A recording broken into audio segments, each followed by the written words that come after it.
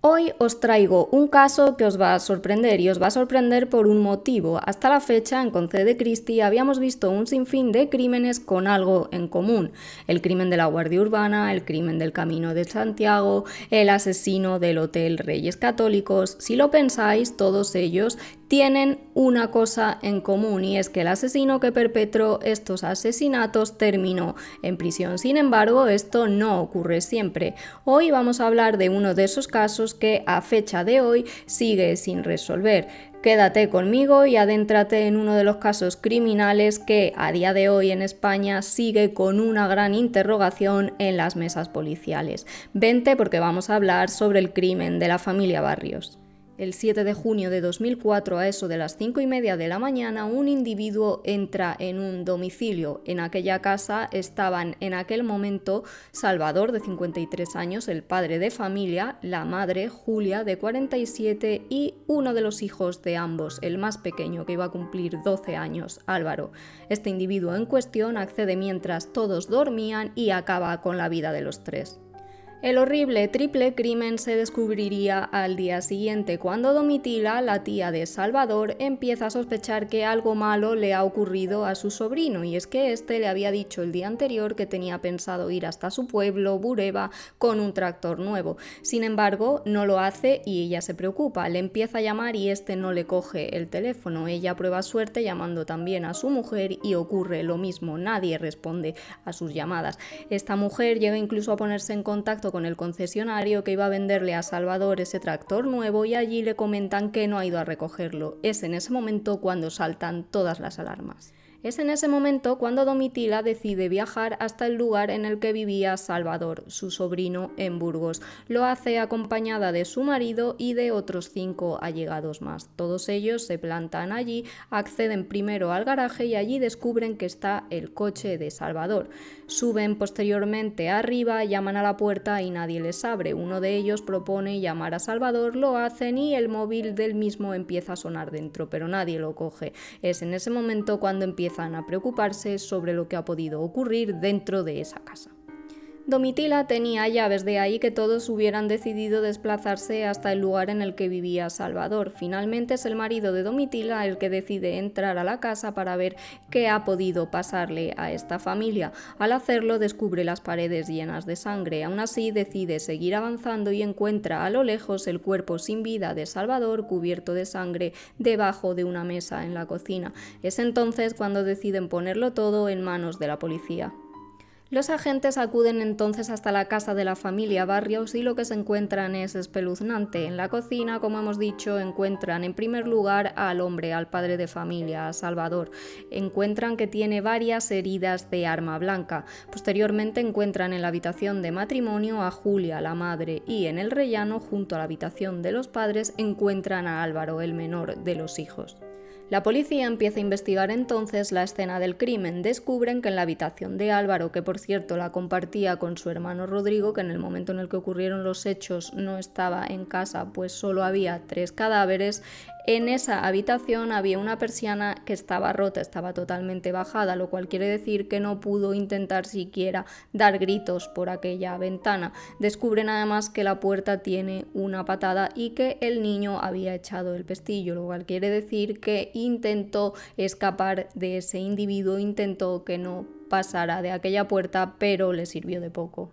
Y la policía descubre algo que les llama horriblemente la atención. Se dan cuenta que, pese a que había mucha sangre en las paredes, no hayan ningún resto en los interruptores, lo cual les lleva a pensar que la persona que accedió al domicilio de la familia Barrios debía conocerse perfectamente el lugar en el que estaba cada habitación para no necesitar ni siquiera encender la luz. No hayan rastros genéticos, pero lo que sí encuentran son las huellas del calzado del individuo que acabó con la vida de estas 3 personas. Con la escena del crimen ya analizada, la policía no tiene tiempo que perder, se pone manos a la obra con la investigación y lo primero que hacen es tratar de localizar a Rodrigo, el otro hermano de Álvaro, que, como os he dicho anteriormente, en el momento en el que ocurrió todo no se encontraba en la casa. Rodrigo, el otro hermano de la familia Barrios, vivía en un colegio interno a 70 kilómetros de Burgos, por tanto, hasta allí se trasladan los investigadores para darle la trágica noticia del fallecimiento de sus 2 padres y de su hermano pequeño. A la vez, los investigadores empiezan a observar a la familia para saber qué ha podido ocurrir. En este caso, pues sabéis que cuando ocurren estos crímenes, normalmente pueden estar los asesinos dentro del núcleo familiar. Salvador era un agricultor, era terrateniente y le iba muy bien económicamente. Se casó con Julia, su mujer, y tuvieron 2 hijos, Rodrigo y Álvaro.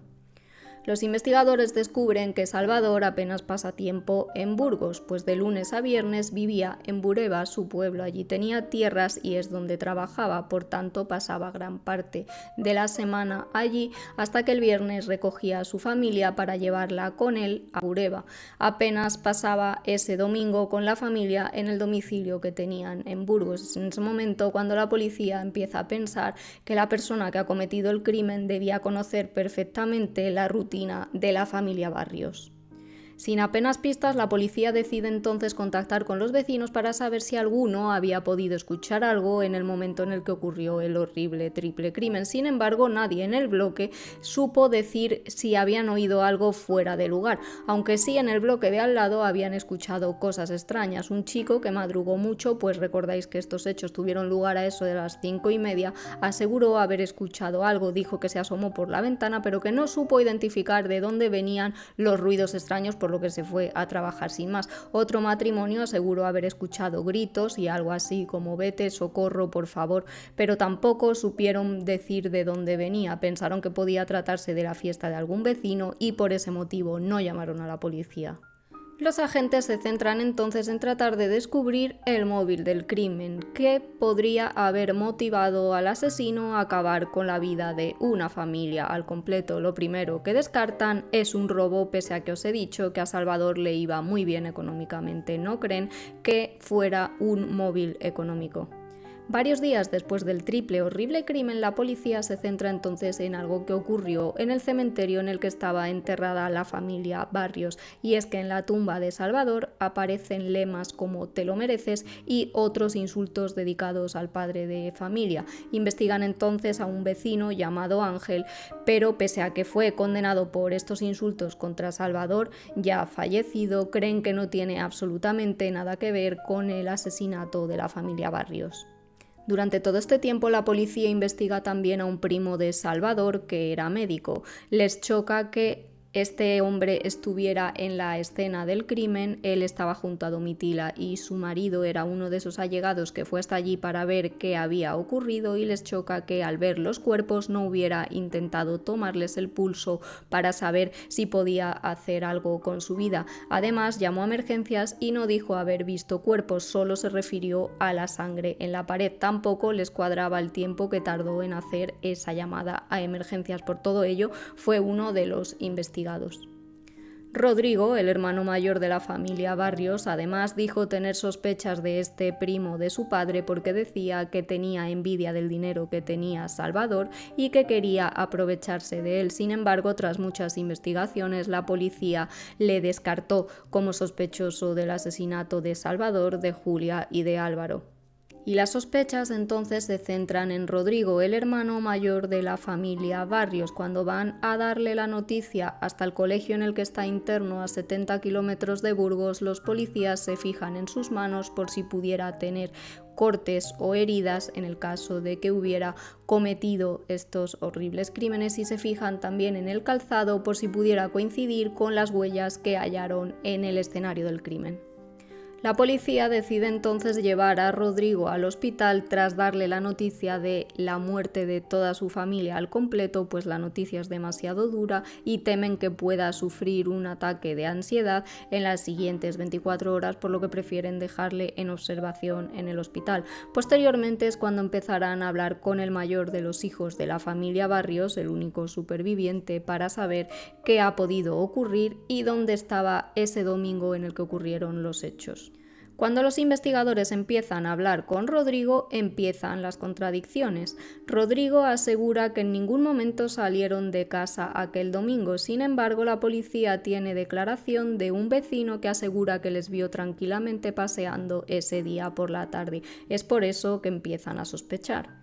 La policía pensó en aquel momento que Rodrigo podría ser el presunto autor de la muerte de sus padres y de su hermano. Consideraban que podría sufrir el síndrome del príncipe destronado, podría sentirse inferior con respecto a su hermano Álvaro o sentir que sus padres quizá querían más al otro hermano, algo que le podría haber llevado presuntamente a acabar con la vida de los tres. Además, la policía encontró en la casa de la familia Barrios unos dibujos supuestamente hechos por Rodrigo en los que aparecían guillotinas y mucha sangre, algo que les llevó a pensar que quizá Rodrigo fuera una persona violenta. Pasan 2 años y la policía no tiene pruebas, no tiene pistas para poder encarcelar a los asesinos o asesino de la familia Barrios. Es en ese momento cuando Rodrigo aparece junto a su familia y pide justicia para Salvador, para Julia y para Álvaro. Es un momento icónico en el que se le ve roto y llorando. Pero los investigadores no se olvidan de Rodrigo, ni mucho menos, pues seguía siendo el principal sospechoso. Los investigadores tratan de descubrir si ha podido tener acceso a un coche para recorrer los 70 kilómetros que separaban el colegio en el que estaba interno del lugar en el que ocurrieron los crímenes. Salvador tenía un Audi y la policía descubre que las 2 llaves las tenía Rodrigo. Es en ese momento cuando le detienen. Creen que al tener él las 2 llaves no hay duda alguna de que fue él el que dejó allí el coche aparcado. Sin embargo, solo estará 24 horas en prisión, pues descubren que Audi daba 4 llaves y no 2 a los miembros de los vehículos, por lo que Salvador tenía las otras 2 llaves y pudo ser él quien perfectamente hubiera dejado su coche en el garaje.